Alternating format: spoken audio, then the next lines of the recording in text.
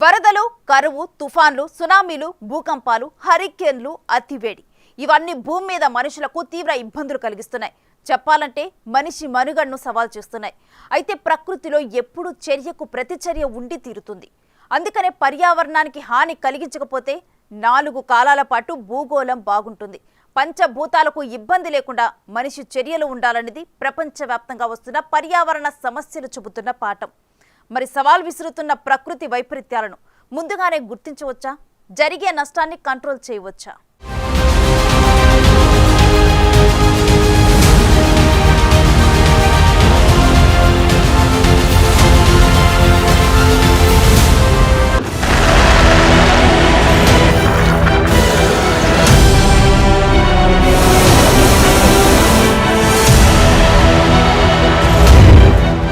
సవాల్ విసురుతోన్న ప్రకృతి వైపరీత్యాలు.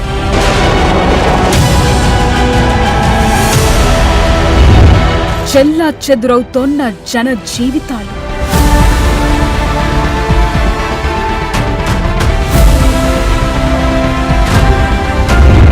పర్యావరణ మార్పులతో పెను సమస్యలు.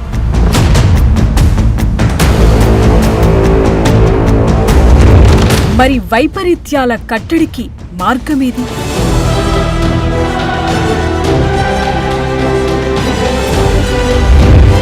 నష్ట తీవ్రతను తగ్గించే దారుందా?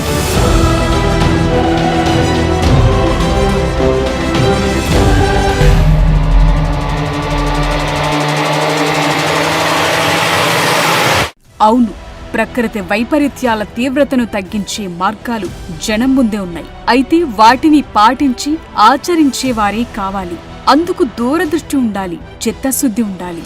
నిజానికి ఈ భూగోళం మీద రోజు ఎక్కడో చోట కరువు, వరదలు, అతివృష్టి, అనావృష్టి, గ్లోబల్ వార్మింగ్ తో ఉష్ణోగ్రతలు పెరగటం, భూకంపాలు, సునామీలు వంటివి కామన్ అవుతున్నాయి. వరదలతో జనజీవనమంతా చెల్లాచెదురవుతోంది. చెట్టుకొకరు పుట్టకొకరు అన్నట్లుగా పరిస్థితి మారుతోంది. రాను రాను బతకటమే సవాలన్నట్లుగా సీన్ మారుతోంది. తాజాగా తెలుగు రాష్ట్రాల్లో జరిగిన విధ్వంసమే ఇందుకు నిదర్శనం.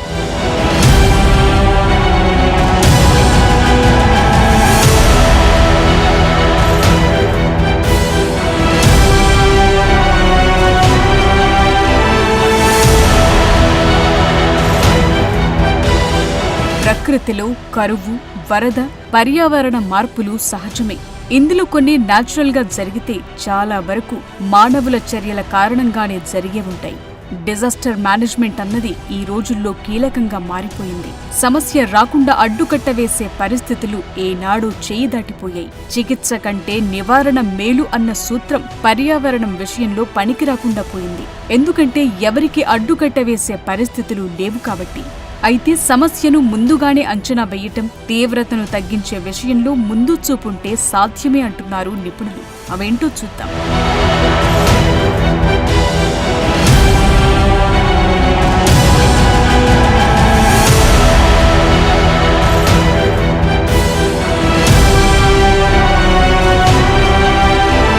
ప్రకృతి వైపరీత్యాలు విరుచుకుపడటానికి 4 ప్రధాన కారణాలుగా చెప్తున్నారు డిజాస్టర్ మేనేజ్మెంట్ నిపుణులు. హైడ్రోలాజికల్ సైకిల్ సరిగా లేకపోవటం, వాటర్ బాడీస్, గ్రీన్ బాడీస్ లేకపోవటం, అలాగే క్లౌడ్ మొబిలిటీని సకాలంలో గుర్తించకపోవటం. అంటే మేఘాలు జియో రెఫరెన్స్ తో ఎలా కదులుతున్నాయి, ఎంత స్పీడ్, ఎక్కడ గ్రూప్ అవుతున్నాయి, వాటి స్థితిగతులు ఏంటన్న విషయంపై ఫోకస్ పెంచాల్సింది. ఇక క్లైమేట్ కంట్రోల్ లేకపోవటం మరో సమస్య. గాలి వేగం, గాలిలో ఉష్ణోగ్రతలు, గ్లోబల్ వార్మింగ్ ను అంచనా వేయటం ఇవన్నీ కీలకంగా ఉన్నాయి.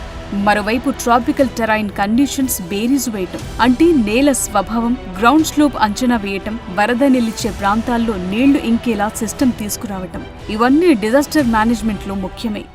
క్లౌడ్ యొక్క మొబిలిటీని, క్లౌడ్ యొక్క డెన్సిటీని, క్లౌడ్ యొక్క ఓరియంటేషన్ని మనం ట్రాక్ చేయకపోవడం అనేది ఈ రోజున మీకు కంప్యూటర్ విజన్ టెక్నాలజీస్ ద్వారా, ఒక AI ట్రైన్ డేటా సెట్స్ ద్వారా ఈ యొక్క క్లౌడ్ యొక్క ఓరియంటేషన్స్ ఎలా వెళ్తున్నాయి, ఎక్కడ అవి స్టాగ్నేట్ అవుతున్నాయి, ఎక్కడ అగ్లామరేట్ అవుతున్నాయి, ఎక్కడ డిస్పర్స్ అవుతున్నాయి మనం ట్రాక్ చేయవచ్చు. అది మొట్టమొదటి అంశం. రెండో అంశము ఈ యొక్క హైడ్రాలజిక్ సైకిల్.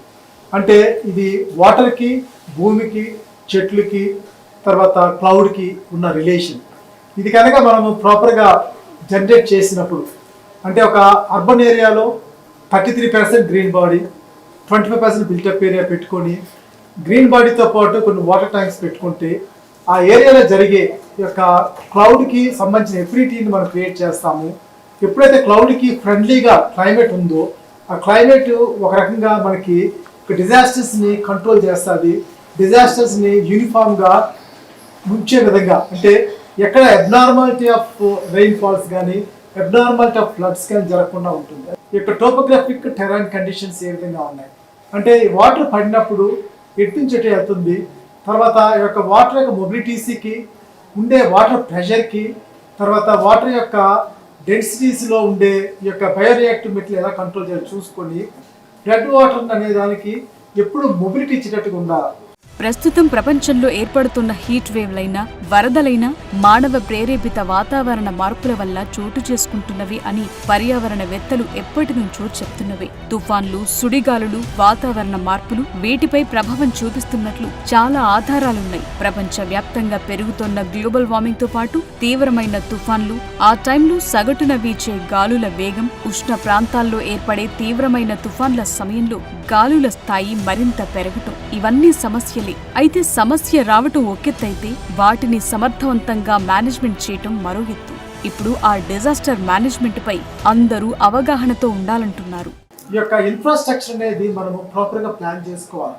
అంటే ఎక్కడెక్కడ మనము వాటర్ని దేని ద్వారా పంపించాలా, కండ్యూట్స్ ద్వారా ఎలా పంపించాలా, ఎక్కడెక్కడ మనం వాటర్ని స్టాగ్నేట్ చేసి వాటర్ ట్యాంక్స్లో పెట్టాలా, ఎక్కడైతే వాటర్ని మనము ఫిజికల్ రియాక్టివ్ వాటర్ని ఇళ్లలో సర్క్యులేట్ చేసే విధానము, అటువంటి మూవ్మెంట్. ఈ రోజున హైదరాబాద్లో 40-50 ఫ్లోర్స్ ఉన్నప్పుడు దాని నుంచి వస్తున్న ప్రెషర్ అనేది ఎక్కువ ఉంటుంది. అది ఒక్కసారిగా రోడ్లో ఉన్న డ్రైనేజ్ సిస్టమ్కి అటాచ్ అయినప్పుడు, స్టోమ్ వాటర్ సిస్టమ్ లేనప్పుడు ఖచ్చితంగా మ్యాన్ హోల్స్ ఓపెన్ అయ్యి చాలా డిజాస్టర్ జరుగుతున్నాయి. ఇవన్నీ కూడా నేను ఒక రకంగా మానవ తప్పిదాలు, రెండోది మానవుని యొక్క హ్యూమన్ ఇంటర్వెన్షన్స్ తోటి దాన్ని ప్రాపర్గా బ్యాక్ చేసుకునేది నా ఉద్దేశము. It is possible to track by proper mapping, measuring and monitoring. Perfect planning అన్నదుంటే ఎంతటి విపత్తునైనా సకాలంలో ఎదుర్కోవచ్చని, తక్కువ నష్ట తీవ్రతతో బయటపడొచ్చంటున్నారు నిపుణులు.